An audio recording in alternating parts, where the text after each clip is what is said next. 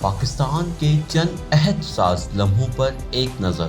ہجرت 1947 کے آخر میں بانی پاکستان قائد اعظم محمد علی جناح بڑے تحمل کے ساتھ کراچی میں ایک مہاجر کی شکایات سن رہے ہیں۔ اگست 1947 میں مختلف ہندوستانی شہروں، قصبوں اور دیہاتوں سے لاکھوں کی تعداد میں مسلم مہاجرین نوازدہ ملک پاکستان ہجرت کر کے آئے۔ ہجرت سے ایک بڑی آبادی نے یہاں کا رخ کیا۔ مہاجرین کی اکثریت سندھ اور پنجاب میں جلد بازی میں تعمیر کیے جانے والے مہاجر کیمپوں میں آباد ہوئی۔ 1960 کی دہائی تک کئی مہاجر کیمپس بالخصوص کراچی میں کچی بستیاں بنی رہیں جہاں شرح جرم، بے روزگاری اور منشیات عام تھی۔ 1970 کی دہائی میں ایسی کئی بستیوں کو باضابطہ آبادیوں کا درجہ دیا گیا اور پانی اور بجلی جیسی بنیادی سہولیات فراہم کی گئیں۔ یہ شہر کے چند سب سے زیادہ آبادیوں والے علاقے بنے رہے۔ اکتوبر 1951 آخری تصویر۔ پاکستان کے پہلے وزیر اعظم لیاقت علی خان کی آخری تصویر ان کے قتل سے 20 منٹ قبل لی گئی تھی۔ لیاقت علی خان راولپنڈی میں خطاب کرنے کے لیے چبوترے کی جانب بڑھ رہے تھے، تب ایک انتہا پسند قوم پر سعید اکبر نے انہیں گولیاں مار کر قتل کر دیا، جس کے بعد اکبر کو بھی اسی وقت پولیس نے گولیاں مار کر ہلاک کر دیا۔ کئی مفروضوں کے مطابق اکبر در حقیقت حکومت اور بیوروکریسی میں شامل لیاقت مخالف عناصر کا کرائے کا قاتل تھا، تاہم ایسے دعووں کی کبھی حتمی طور پر کبھی تصدیق نہیں ہو پائی۔ پہلی دراڑ 1952 میں ڈھاکہ کی ایک دیوار پر بڑی تصویر جس میں بنگالی کو پاکستان کی قومی زبان کا درجہ دینے کا مطالبہ کیا گیا ہے۔ 1952 میں جب بنگالی سیاستدانوں اور دانشوروں نے بنگالی کو قومی زبان کا درجہ دینے کا مطالبہ کیا، تب مشرقی پاکستان میں پرتشدد فسادات پھوٹ پڑے۔ کئی مظاہرین ان فسادات میں مارے گئے۔ بالآخر 1954 میں اردو کے ساتھ بنگالی کو بھی قومی زبان کا درجہ دیا گیا۔ خالق قومی ترانہ۔ 1954 میں پاکستان کا قومی ترانہ لکھنے والے حفیظ جالندھری اپنی اہلیہ اور بیٹیوں کے ہمراہ۔ حفیظ جالندھری نے 1952 میں قومی ترانہ تخلیص کیا تھا۔ 1954 میں اس ترانے کو ریاست پاکستان نے باضابطہ طور پر قومی ترانے کے طور پر اختیار کیا۔ اس ملک نے اپنے قیام کے 7 برسوں بعد قومی ترانہ حاصل کیا۔ 1948 میں جب انڈونیشیا کے صدر پاکستان کا دورہ کرنے والے پہلے غیر ملکی سربراہ مملکت بنے، تب پاکستان کے پاس کوئی ترانہ نہیں تھا۔ حکومت نے ترانہ کمیٹی پر 1950 میں دورہ شاہ ایران سے قبل ترانہ تخلیص کرنے پر زور ڈالا۔ کمیٹی الفاظ پر متفق نہیں ہو پائی تھی، مگر احمد غلام علی چھانگلہ کی ترتیب کردہ دھن کا انتخاب کر چکی تھی، اس لیے 1950 اور 1954 کے درمیان پاکستانی ترانے کے طور پر صرف موسیقی بجائی جاتی تھی۔ بالآخر 1952 میں جو الفاظ حفیظ جالندھری نے قلم بند کیے تھے، انہیں 1954 میں منظور کیا گیا اور پہلی بار ریڈیو پر مکمل قومی ترانہ بجایا گیا۔ ترانے کے تمام بول فارسی میں ہیں، ماسوائے اردو کے ایک لفظ کا کے۔ آخری قبیلہ۔ 1957 میں کراچی میں یہودیوں کی عبادت گاہ بورڈ پر اردو، بنگالی اور عبرانی زبان میں پاکستان بنی اسرائیل مسجد لکھا ہے۔ 1950 کی دہائی میں کراچی میں 1300 یہودی قیام پذیر تھے۔ یہ خاص یہودی عبادت گاہ قیام پاکستان سے 54 برس قبل 1893 میں تعمیر کی گئی تھی۔ 1936 میں کراچی کے پہلے یہودی کونسلر ابراہیم یوروبن نے اس عمارت کا مرمتی کام کروایا۔ کراچی میں مقیم آخری یہودی خاندان کے بارے میں کہا جاتا ہے کہ وہ 1960 کی دہائی میں یہاں سے اسرائیل ہجرت کر گئے تھے۔ عبادت گاہ کی یہ عمارت 1988 تک ایک تاریخی ورثے کے طور پر قائم رہی، جس کے بعد اس عمارت کو مسمار کر دیا گیا اور اس مقام پر ایک شاپنگ پلازا تعمیر کر دیا گیا۔ طاقت کا اظہار۔ 1958 میں ملک میں پہلی بار مارشل لاء کے نفاذ کے دوران کراچی کی سڑکوں پر ملٹری پولیس دکھائی دینے لگی۔ یہ مارشل لاء صدر اسکندر مرزا نے اس وقت کے فوجی سربراہ ایوب خان کی مدت سے نافذ کیا تھا۔ دونوں نے سیاستدانوں اور بیوروکریسی پر کرپشن کرنے اور اسلام کے نام پر سیاسی مفادات حاصل کرنے کے لیے 1956 کے آئین کو استعمال کرنے کا الزام عائد کیا۔ انہوں نے آئین کو معطل کر دیا اور ملک کا نام اسلامی جمہوریہ پاکستان سے بدل کر صرف جمہوریہ پاکستان رکھ دیا۔ چند مہینوں کے اندر ہی ایوب خان نے اسکندر مرزا کو بھی عہدے سے ہٹا دیا اور 1959 میں خود صدر بن گئے۔ مختصر آغاز۔ یہ تصویر پاکستان کے پہلے ٹی وی اسٹیشن کی ہے۔ پاکستان میں ٹی وی نشریات کی ابتدا 1964 میں ہوئی۔ ملک کا پہلا ٹی وی اسٹیشن لاہور میں ایک بنگلہ نما عمارت میں قائم تھا۔ اسے جاپان کے نیوپن کارپوریشن کے ٹیکنیشینز اور تربیت کاروں کی مدد سے قائم کیا گیا تھا۔ نیوپن اور ایک پاکستانی صنعت کار سید واجد علی اس منصوبے کے زیادہ تر شیئرز کے مالک تھے۔ اس چینل کو Pakistan television corporation P T V کا نام دیا گیا، جبکہ کراچی اور راولپنڈی میں بھی اس کے پائلٹ منصوبوں کا آغاز کیا گیا۔ 1972 تک پی ٹی وی بڑی حد تک ایک نجی ادارہ رہا۔ 1972 میں ذوالفقار علی بھٹو کی حکومت نے اس کارپوریشن کو مکمل طور پر قومی دائرے میں لیا اور پھر یہ ادارہ پوری طرح سے ایک ریاستی ادارہ بن گیا۔ پی ٹی وی کے لاہور، کراچی اور راولپنڈی اسٹیشنز کو وسعت دی گئی اور 1974 میں کوئٹہ اور پشاور میں نئے اسٹیشنز تعمیر کیے گئے۔ آج کی بات کریں تو اب بھی پی ٹی وی ایک ریاستی ادارہ ہے اور اس کے 6 مختلف چینلز ہیں۔ پی آئی اے کی پرواز۔ یہ تصویر 1965 کی ہے جس میں پاکستان انٹرنیشنل ایئر لائنز پی آئی اے کی ایئر ہوسٹس کراچی ایئرپورٹ کے رن وے پر موجود ہیں۔ پاکستان کے پاس 1955 تک اپنی قومی ایئر لائن نہیں تھی۔ 1955 میں اورینٹ ایئر لائن نامی نجی کمپنی کی قومی دائرے میں لایا گیا اور اس کا نام بدل کر پاکستان انٹرنیشنل ایئر لائنز پی آئی اے رکھ دیا گیا۔ 1969 کی دہائی میں پی آئی اے سب سے زیادہ ترقی کرنے والی ایئر لائن میں شامل کی جانے لگی۔ یہ وہ واحد ایئر لائن بھی بنی جس نے فلائٹ کے اندر انٹرٹینمنٹ کی فراہمی کو متعارف کروایا۔ پی آئی اے کے جہاز کے عملے اور ایئر ہوسٹس کی وردیاں مشہور فرانسی فیشن ڈیزائنر پیری گارڈن نے ڈیزائن کی تھیں۔ پی آئی اے نے اپنی بہتر کارکردگی کو جاری رکھا اور 1970 کی دہائی میں پی آئی اے 5 صرف اول بین الاقوامی ایئر لائنز کی فہرست میں شامل رہی۔ اس ایئر لائن کی تنزلی کا آغاز 1980 کی دہائی کے اواخر سے ہوا اور 2000 کی دہائی کے وسط تک یہ دیوالیہ ہونے کے قریب تھی۔ صنعتی ترقی۔ 1964 میں ایوب خان ایک صنعتی پلانٹ کا معائنہ کر رہے ہیں۔ ایوب خان کے دور حکومت کی ابتدائی 6 سالوں کے دوران پاکستان کی صنعت کاری میں 8.51% تک متاثر کن اضافہ ہوا۔ یہ اس دور میں مختلف ایشیائی معیشتوں میں سے سب سے زیادہ شرح تھی، جبکہ 1959 اور 1977 کے درمیان ملک نے 6% کے اضافے کے ساتھ مسلسل اقتصادی ترقی کی۔ محفل جام۔ 1967 میں لاہور کی ایک عمارت کے اوپر پاکستانی بیئر کے برانڈ مری کا برقی کمکموں سے بنا ایک سائن نصب ہے۔ مری بیئر مری بیوری بناتی ہے جسے 19ویں صدی میں ایک کالونیل برطانوی گھرانے نے قائم کیا تھا۔ 1940 کی دہائی میں اس کے شیئرز ایک زرتشتی تجارتی گھرانے نے خرید لیے تھے جو قائد اعظم کے علیحدہ ملک کے مطالبے کی تائید کرتا تھا۔ 1950 کی دہائی میں مری بیئر اور وسکی لائن کا مقابلہ امپورٹڈ جرمن بیئر بیکس اور جانی واکر وسکی سے کیا جاتا تھا۔ 1960 کی دہائی میں مری بیوری پاکستان کی سب سے زیادہ ٹیکس ادا کرنے والی صنعتوں میں سے ایک بن چکی تھی۔ 1970 کی دہائی میں مری بیوری نے اپنی مصنوعات میں رم، جن اور ووڈکا کا بھی اضافہ کیا۔ 1977 میں پاکستان میں مسلمانوں کو شراب کی فروخت پر پابندی عائد کر دی گئی۔ مری بیوری نے سندھ اور بلوچستان میں موجود لائسنس شدہ وائن شاپس کے ذریعے غیر مسلم صارفین کو اپنی مصنوعات کی فراہمی سے پابندی کا مقابلہ کیا۔ مری بیوری پاکستان میں اب بھی سب سے زیادہ ٹیکس ادا کرنے والی صنعتوں میں شمار کی جاتی ہے اور حکومت سندھ وائن شاپ سے سالانہ 4 ارب روپے کے مواصلات حاصل کرتی ہے۔ دکانوں میں شراب کی غیر قانونی خرید و فروخت کو بھی قابو میں رکھا ہوا ہے۔ باغی تحریک۔ 1968 میں کراچی کے کلاک ٹاور علاقے سے ایوب مخالف ریلی گزر رہی ہے۔ ایوب حکومت نے اپنی ابتدائی 7 برسوں تک مضبوط اقتصادی ترقی کو برقرار رکھا، مگر ایسا کہا جانے لگا کہ ملک کی زیادہ تر دولت محض 20 گھرانوں کے ہاتھوں میں چلی گئی۔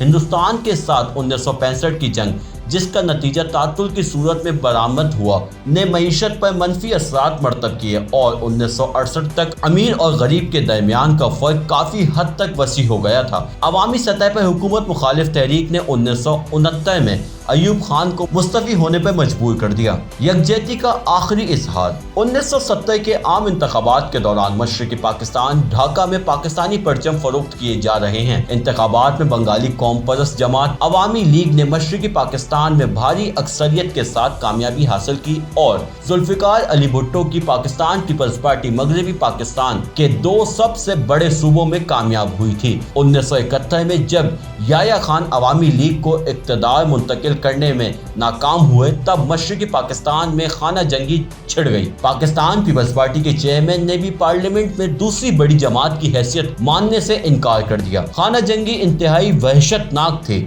مشرقی پاکستان الگ ہوا اور بنگلہ دیش بن گیا۔ ایک بالکل نیا آدمی ذوالفقار علی بھٹو کی پیپلز پارٹی عام انتخابات میں مغربی پاکستان میں کامیاب ہوئی تھی۔ دسمبر 1971 کے وسط آخر تک وہ ریاست اور حکومت کی سربراہ بن گئی تھی۔ نام میں تبدیلی، یہ تصویر 1973 کے آئین کے چند اصلی مسودوں میں سے ایک کی ہے۔ یہ پاکستان کا تیسرا آئین تھا۔ اسے قومی اسمبلی میں پیپلز پارٹی کی حکومت اور حزب مخالف نے مشترکہ طور پر منظور کیا تھا۔ ایوب دور میں پاکستان کا نام بدل کر جمہوریہ پاکستان رکھا گیا تھا۔ اسے تبدیل کر کے ملک کا نام اسلامی جمہوریہ پاکستان رکھ دیا گیا۔ کئی اور زیادہ تر متنازع ترمیم کے بعد بھی یہ آئین اب بھی پاکستان میں نافذ العمل ہے۔ مشہور گزرگاہ 1974 میں جہاز سے لی گئی کراچی کے پرانے ایئرپورٹ کی ایک تصویر۔ 1970 کی دہائی میں کراچی ایئرپورٹ ایشیا کے سب سے مصروف ترین ایئرپورٹس میں شمار کیا جاتا تھا اور جنوب مشرق اور مشرق وسطی میں پرواز کرنے والے تمام بین الاقوامی ایئر لائنز کے لیے ایک مرکزی اسٹیشن تھا۔ PIA پہلے ہی خود کو ایک برتر ایئر لائن کے طور پر قائم کر چکی تھی۔ PIA ایئرپورٹ کے اندر موجود عالیشان کیفے، ریسٹورنٹ اور بار کی مالک تھی جنہیں وہ خود چلاتی تھی اور ایئرپورٹ کے قریب ایک ہوٹل مڈ وے کی بھی مالک تھی۔ اس ایئرپورٹ کو برطانوی حکومت نے 1943 میں تعمیر کروایا تھا۔ 1960 کی دہائی میں اس ایئرپورٹ نے تیزی سے ترقی کی اور ایشیا کا سب سے مصروف ترین ایئرپورٹ بن گیا۔ کراچی میں آنے اور جانے والے مسافروں کی بڑھتی ہوئی تعداد کے پیش نظر 2 مزید ٹرمینل کا اضافہ کیا گیا۔ 1994 میں اس ایئرپورٹ کو صرف کارگو جہازوں کے استعمال کے لیے مختص کر دیا گیا اور ایک نیا ایئرپورٹ جناح انٹرنیشنل تعمیر کیا گیا۔ تاہم اس وقت تک دبئی انٹرنیشنل ایئرپورٹ کے منظر عام پر آنے اور پاکستان میں بڑھتی سیاسی عدم استحکام کی وجہ سے کراچی کے ٹریفک میں پہلے ہی کافی کمی واقع ہونا شروع ہو گئی تھی۔ اچھا دور، یہ تصویر 1974 کی ہے، ایک سیاحتی بروشر کے ایک حصے کی ہے جس میں کراچی میں راتوں کی تفریحات نظر آ رہی ہیں۔ 1970 کی دہائی میں ملک کی سیاحتی صنعت میں 2 گنا ترقی ہوئی۔ حکومت نے ٹورزم بورڈ کو بڑے پیمانے پر وسعت دی جس کی سربراہی ایک مشہور زرتشتی تاجر آرڈشر کوساجی کر رہے تھے۔ کراچی میں راتوں کی تفریحات کا مرکزی طور پر صدر طارق روڈ، اولڈ کلفٹن کے علاقے میں موجود نائٹ کلبز، لائیو میوزک بار، سینما اور کیفے تھے۔ اپریل 1977 میں جب ذوالفقار علی بھٹو دائیں بازو کے نو جماعتی اتحاد کی جانب سے شروع کی جانے والی تحریک میں گھرے تھے تب انہوں نے نائٹ کلبز کو بند کرنے کے احکامات جاری کیے۔ ریسٹورنٹ، کیفے اور PIA کی پروازوں میں شراب کی فروخت پر پابندی عائد کر دی گئی۔ 1980 کی دہائی تک کئی سینما گھروں کو بھی بند کر دیا گیا۔ سیاحتی صنعت میں آہستہ آہستہ تنزلی کی جانب گامزن ہونا شروع ہو گئی تھی اور 1990 کی دہائی تک اس صنعت میں زبردست کمی واقع ہوئی۔ تب سے لے کر اب تک یہ صورتحال جوں کی توں ہے۔ چھپ کے پیچھے سے یہ کون آیا؟ یہ تصویر 1976 کی ہے جس میں ذوالفقار علی بھٹو کے پیچھے فوجی سربراہ ضیاء الحق آ رہے ہیں۔ یہی فوجی سربراہ جلد ہی ایک فوجی بغاوت کے ذریعے اپنے باس کی حکومت گرا دینے والا ہے۔ جولائی 1977 میں بھٹو کو اقتدار سے ہٹا دینے کے بعد ضیاء نے اس بات پر زور دیا کہ قیام پاکستان کا مقصد ایک مذہبی ریاست کی تشکیل دینا تھا اور یہ کہ جو جماعتیں اس بات سے متفق ہیں صرف انہیں ہی نئے انتخابات میں حصہ لینے کی اجازت ہوگی۔ 11 برس بعد ایک پراسرار طیارہ حادثے میں ضیاء کی موت کے بعد نئے انتخابات منعقد ہوئے۔ بھٹو کو اپریل 1979 میں ایک جھوٹے مقدمے کے ذریعے پھانسی پر لٹکا دیا گیا۔ ڈسکو کا دور، بھائی اور بہن کا گلوکار جوڑا نازیہ اور زہیب حسن اسلام آباد میں ضیاء الحق کے ساتھ ملاقات کے دوران اس گلوکار جوڑے کے پہلے البم ڈسکو دیوانے کی لاکھوں کاپیاں فروخت ہوئیں اور یہ جوڑا جلد ہی سپر اسٹار بن گیا۔ 1982 میں ضیاء حکومت نے ان پر پابندی عائد کر دی تھی کیونکہ ضیاء کے چند وزراء کا ایسا ماننا تھا کہ یہ گلوکار جوڑا نوجوان پاکستانیوں کو اپنے مذہبی فرائض کی ادائیگی میں خلل کا باعث بنتا ہے۔ تاہم نازیہ اور زہیب عامر کے ساتھ ملاقات کرنے میں کامیاب رہے جس میں وہ ان پر سے پابندی ہٹانے پر آمادہ ہوئے، لیکن جن وزراء نے ان پر پابندی عائد کروائی تھی وہ خوش نہیں تھے۔ वस्त 1982 में कराची की शार फैसल बेतहाशा अमरीकी और सऊदी इमदाद और नई आज़ाद मार्केट पॉलिसियों के बायस 1980 की दिहाई में मुल्क की मईशत में ज़बरदस्त तरक्की वाक़ हुई। बढ़ती शहरी ज़रूरियात को पूरा करने और बढ़ते ट्रैफिक को संभालने की गर्ज से ये इमारतें और सड़कें तामीर होना शुरू हुई। माशी तरक्की के साथ साथ काले धन की मईशत में इजाफा हो रहा था, जिस पर मंशियात के ताजिर और माफिया गालिब थी। यही वो दौर था जब पाकिस्तान से आने वाली हीरोइन के बढ़ते दाखिली भाव के बाइस कई यूरोपीय ममालिक ने पाकिस्तानियों को आमद पर वीज़ा देना बंद कर दिया। फतूहात के सिलसिले पाकिस्तान हॉकी टीम ने 1984 में दूसरी बार ओलंपिक हॉकी का खिताब अपने नाम किया। पाकिस्तान 1971 और 1978 और 1982 में होने वाले आलमी कप में भी फतह याब हुआ। आलमी हॉकी पर पाकिस्तान की हुक्मरानी 1990 की दिहाई के अवाइल में डगमगाने से पहले तक बरकरार रही। पर्दा पोशी ये तस्वीर 1984 की है, जिसमें एक न्यूज़ कास्टर 9 बजे का खबरनामा पढ़ रही हैं।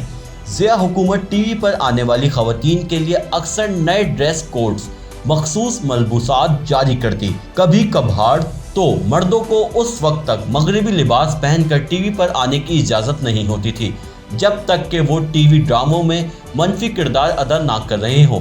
ख़वातीन को कहा गया कि वो दुपट्टे ओढ़ें। ऐसी हिदायत अचानक जारी की जाती और फिर वापस ली जाती और अभी सख्ती के साथ नाफिज की जाती। ज़िया हुकूमत के शुरू से आखिर तक टीवी पर यही सिलसिला चलता रहा। पहला धमाका 1987 में कराची के इलाके सदर में होने वाले बम धमाके की अखबार में शाया खबर। पाकिस्तान में शहरियों में दहशत पैदा करने का ये अपनी नौयत का पहला बड़ा धमाका था।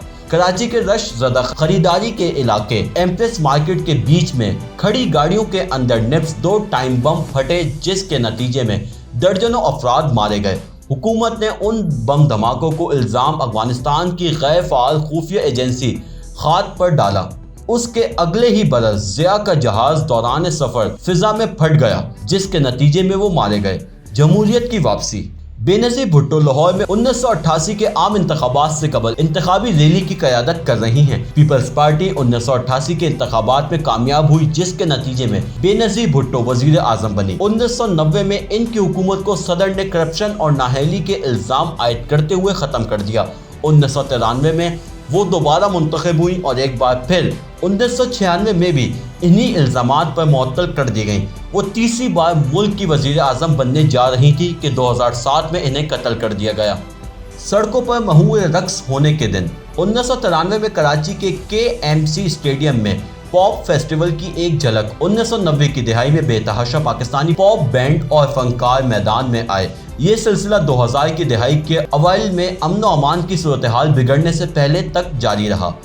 स्कॉश में तारीखी फतह। स्कॉश चैंपियन जान शेर खान ने 1983 में अपने हम वतन मद्द मुकाबिल जहांगीर खान के खिलाफ वर्ल्ड ओपन फाइनल खेल रहे हैं। जान शेर और जहांगीर खान ने पाकिस्तान स्कॉश को आलमी रीजन्स में सफ़े अव्वल तक पहुंचाया। दोनों खिलाड़ियों की रिटायरमेंट के बाद पाकिस्तान की स्कॉश पर गिरफ्त कमजोर होना शुरू हो गई। क्रिकेट का मरकज 1996 के वर्ल्ड कप के दौरान लाहौर के कदाफी स्टेडियम के मैदान को खुश करने में एक हेलीकॉप्टर स्टेडियम अमले की मदद कर रहा है। ये इवेंट हिंदुस्तान और श्रीलंका के साथ मुश्तरका तौर पर मुनक्किद किया गया था।